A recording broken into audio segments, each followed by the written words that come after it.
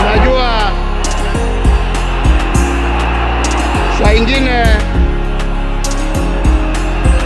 baada ya kazi tukiwa tulia kidogo hapo nini, tunapewa kakitu kidogo hapo.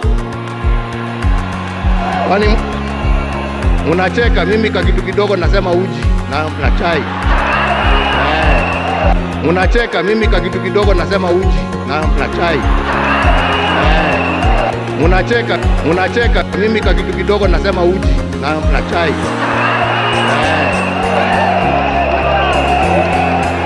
Lakini wakati tulikuwa tunapiga gumzo,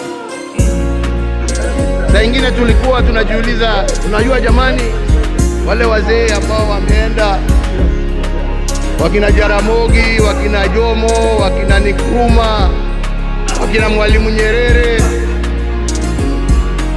jameni, unafikirianga wakiketi wanaongeanga mambo gani? Mimi nilikuwa nasema unajua, wanaongea siasa kama sisi, wanatuangalia tu na mambo hii yetu ya upuzi hapo, wanatuchekelea. Anasema lakini unajua, I'm very keen kujua. Sasa ndugu yangu, umeenda mbele yangu sasa, tayari najua mnajiongeleshana huko, na sio ati niko na haraka ya kuja kuwafikia, lakini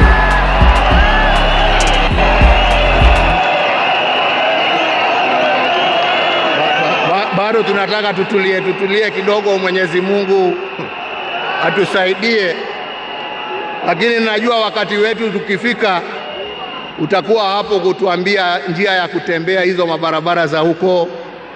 Kwa hivyo ndugu yangu, nikuombee kwa Mwenyezi Mungu akurehemu